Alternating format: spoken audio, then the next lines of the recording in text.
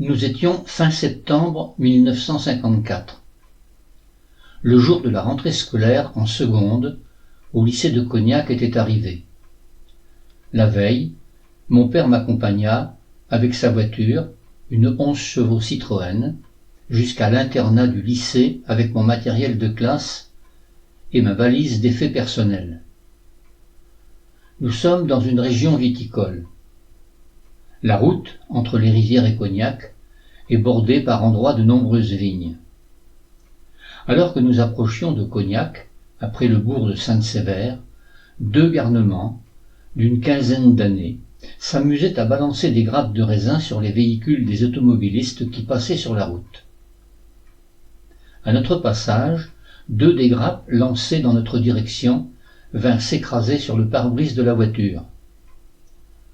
L'auto fit une embardée et nous faillîmes atterrir dans le fossé.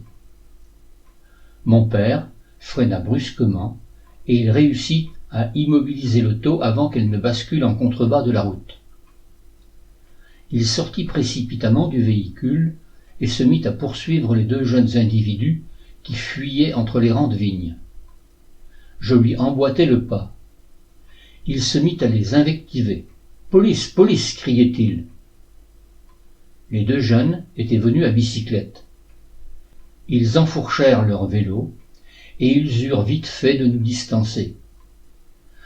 J'eus le temps de les dévisager avant qu'ils ne disparaissent. Mon père nettoya le pare-brise de la voiture et nous reprîmes notre route jusqu'au lycée. Ma première impression ne fut pas favorable.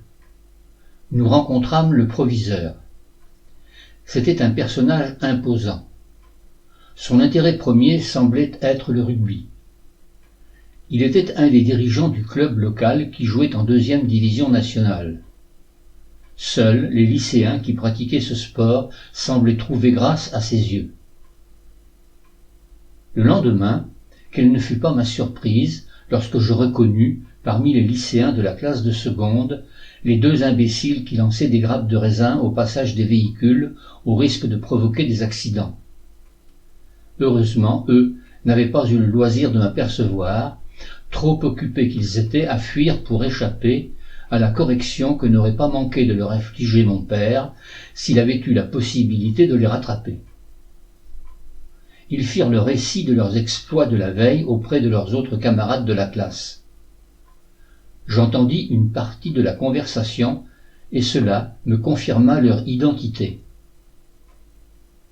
L'ambiance au cours des premiers jours à l'internat ne fut pas des meilleures. Parmi les nouveaux arrivants, un des internes se fit rapidement remarquer. Son attitude était assez étrange. Elle attira notre attention. C'était un garçon qui venait de se faire exclure d'un établissement parisien. Il s'était inscrit à Cognac, mais ne semblait pas particulièrement décidé à faire preuve d'assiduité. Il nous raconta, preuve à l'appui, qu'il se droguait depuis plusieurs années. Ses parents étaient de hauts fonctionnaires. Ils étaient divorcés. Il consommait de l'héroïne et nous vantait le plaisir qu'il y trouvait. Il rassembla rapidement autour de lui plusieurs autres internes de notre dortoir qui voulurent tenter l'expérience. Comme je refusais de les fréquenter et de participer à leur délire, ils commencèrent des mesures de vexation à mon égard. Le harcèlement continua les jours suivants. En fin de semaine, je m'en plaignis à la maison et je prévins mes parents que je ne souhaitais pas retourner dans ce lycée, sachant pertinemment que les brimades allaient continuer et s'accentuer. Il existait dans ce lycée tout un groupe de jeunes qui formaient une bande de petits voyous. La plupart étaient également licenciés au club de rugby local, ce qui n'arrangeait rien. Le proviseur du lycée feignait d'ignorer leurs exactions. Mes parents insistèrent pour que je retourne le dimanche soir à l'internat. Au cours de la semaine suivante, les brimades et le harcèlement continuèrent. Mon père, que j'avais à nouveau averti, finit par aller voir le proviseur de l'établissement, mais comme je le craignais, ce dernier prit fait et cause pour ses protégés en minimisant leurs agissements. Je refusai définitivement de retourner au lycée dans ces conditions. Il était devenu trop tard pour faire une rentrée dans de bonnes conditions au collège de Saint-Jean-d'Angély. Je demandai donc à mes parents de retourner au cours complémentaire de maths, rejoindre les 2 élèves qui, incorporés dans la classe de 3e, bien qu'ils aient obtenu le BEPC, préparaient le concours des écoles normales en prévision d'entrer dans les classes permettant de passer le baccalauréat, puis d'être intégrés dans le corps des enseignants du primaire. Mes parents prirent contact avec M. Fontenot. Celui-ci, après concertation avec les autres professeurs du cours complémentaire en charge de la classe de 3e, finit par accepter de me réintégrer dans l'établissement. Nous étions donc maintenant 3 à préparer le concours d'entrée à l'école normale, Jeannine André, Jean Renaud, un brillant élève fils d'un gendarme de Saint-Jean-d'Angély, et moi-même. Tous les 3, nous avions un statut spécial dans cette classe de 3e. Nous suivions les cours de français, de mathématiques et d'anglais avec les élèves de 3e. Durant les autres cours, d'histoire et de géographie notamment, nous restions dans la classe mais nous travaillions seuls sur des exercices que nous avait préparés M. Moreau, le professeur de mathématiques, et M. Rivet, le professeur de français. Ces exercices étaient plus particulièrement destinés à nous préparer au concours que nous devions passer en fin d'année scolaire. Pour ma part, j'avais abandonné depuis 2 ans les cours d'espagnol. Peu à peu, mes progrès en orthographe devenaient de plus en plus perceptibles. Ma mère, de son côté, continuait à m'aider. Cela restait malgré tout mon point faible. La note restait éliminatoire et l'épreuve était un concours, donc il fallait obtenir un maximum de points pour être classé le mieux possible dans la liste, en sachant que le nombre de places était limité et que le nombre de candidats était souvent important. Ma relation avec M. Rivet s'était nettement améliorée. Il reconnaissait mes efforts en orthographe et il se félicitait de mes progrès. J'obtenais de bons résultats dans sa discipline, le français. Il avait même fini par me citer en exemple auprès d'autres élèves qui rencontraient des difficultés et qui l'encourageaient à fournir des efforts pour réussir à progresser. Au cours de cette année, au moment des vacances, je reçus à la maison Brian, mon correspondant anglais. C'était le frère jumeau du correspondant de mon camarade et ami Jean Renaud. C'est par lui que j'avais fait sa connaissance. Les 2 frères étaient venus passer une quinzaine de jours en France, et cela nous permettait, à Jean et à moi-même, d'améliorer notre anglais. La fin d'année approchait, et la date du concours était maintenant connue. Nous devions passer les épreuves à l'école normale d'instituteurs de La Rochelle, située à une centaine de kilomètres. Malheureusement, la veille du concours, une fois encore, je débutais une angine. J'étais toujours sensible à ce genre d'ennui. J'avais bien continué régulièrement à aller me faire soigner à Saintes, chez le docteur Sorillet.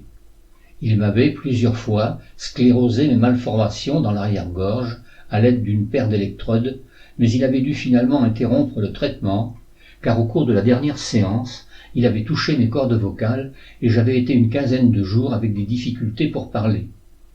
Il n'était donc plus question de poursuivre les soins. Cela tombait mal. Les épreuves du concours se déroulaient sur 2 jours. Le premier matin, je partis avec de la fièvre et je participais tant bien que mal aux compositions du jour. Le lendemain était jour de l'écrit des mathématiques. Malheureusement, j'avais plus de 40 degrés de fièvre. Je tentais, malgré tout, de participer à la 2e journée, mais j'étais en trop mauvaise santé pour pouvoir réussir mon épreuve. Je ne fus pas admis à l'oral. Mes camarades, eux, Jeannine et Jean, eurent plus de réussite et ils passèrent brillamment l'oral. Jeannine André entra à l'école normale d'institutrice de La Rochelle et Jean Renaud à l'école normale d'instituteur de Niort. À la suite de cet échec, je décidai de me présenter au concours de septembre dans les départements où il restait des places qui n'avaient pas été pourvues en juin, faute de candidats en nombre suffisant ayant obtenu une note supérieure à la moyenne. Il restait 3 départements à pourvoir, le Vaucluse, la Guadeloupe et la Martinique. Les candidats qui devaient concourir pour les îles de la Guadeloupe et de la Martinique devaient passer les épreuves à Bordeaux et ensuite suivre leur scolarité dans cette même ville, avant d'être ensuite affectés dans les Antilles. Après avoir hésité un instant, je décidai finalement de tenter ma chance à Avignon, dans le Vaucluse. Les chances de réussite dans les départements d'outre-mer étaient beaucoup plus grandes, car tous les ans il restait des places pour ces destinations lointaines. Cependant, l'éloignement décourageait bon nombre de candidats.